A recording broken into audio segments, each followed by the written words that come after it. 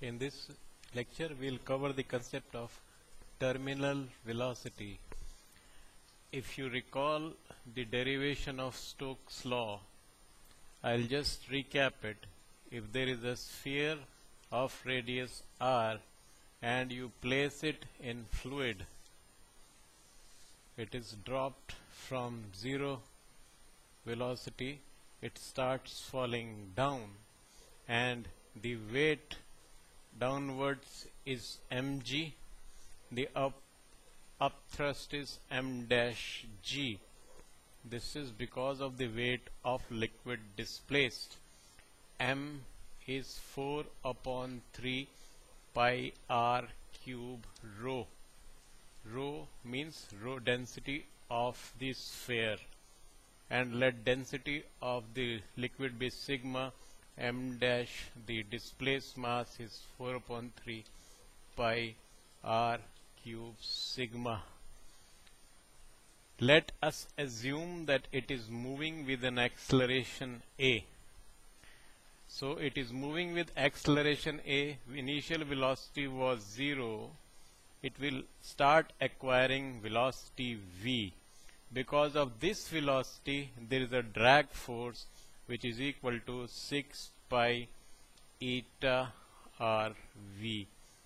This is a drag force. Now, these are the layers of the fluid which are opposing the motion because of the viscous force. If we draw a diagram like this. Now, and let us apply the equation of motion.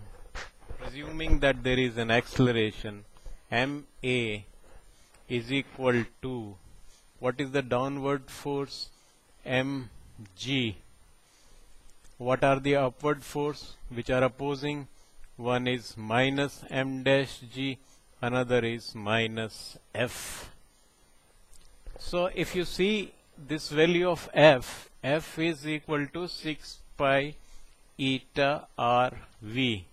So when there is an acceleration, when acceleration is not 0, the velocity is increasing, which means that this force is increasing. These two are not changing. If this is greater than f, there is an acceleration. But now the f has started increasing from 0, because initial velocity was 0, to higher value, and f is increasing, so this difference is decreasing, and a point comes where mg minus m dash g is equal to f, and the acceleration becomes 0.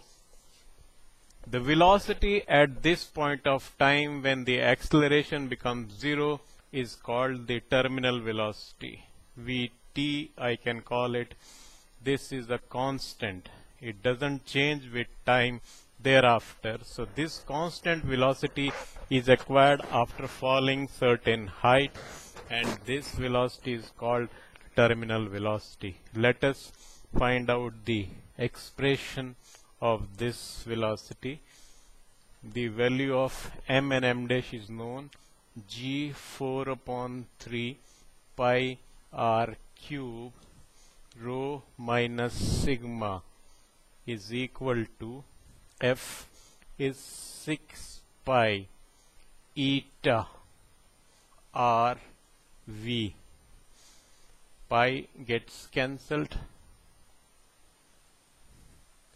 This becomes g. This is 2. This becomes 3. So twice g upon 9. R gets cancelled. It becomes r square rho minus sigma upon eta is the value of terminal velocity. That is twice g r square rho minus sigma upon 9 eta is the value of the terminal velocity. So Vt is equal to 2 upon 9 r square rho minus sigma g upon viscosity. So this is all about terminal velocity. There may be problems based on that. In case the problem is given that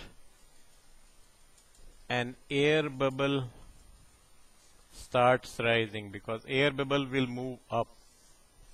Air bubble means this is air and this is the fluid. In case of air bubble, we take the weight approximately 0, and the force which is making it move is upthrust, which is 4 upon 3 pi r cube into sigma is the density of fluid into g. This force is moving it upwards, upthrust. Weight is 0, weight of air is taken almost 0, and in this case the force of viscosity will be downwards because it has to oppose the motion. So this is the way the movement is taking place, and this is moving downwards, so the drag is moving upwards, sorry, so the drag is downwards. We have to find out what will be the velocity when at what velocity there is no acceleration. So when f is equal to this value 6 pi eta into r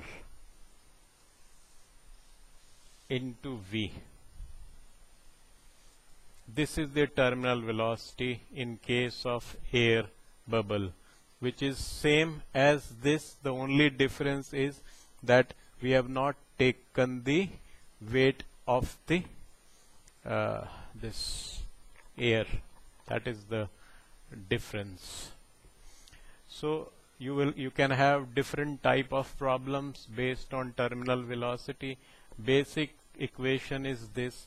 This you should understand how the whole thing actually began. Means initially there is acceleration. With acceleration there is rise in velocity. With rise in velocity there is rise in viscous force. As the viscous force rises, a time comes when it is equal to this. When that happens, acceleration becomes 0. So you can equate that and obtain the relationship for the terminal velocity. So that is all on this. Thank you.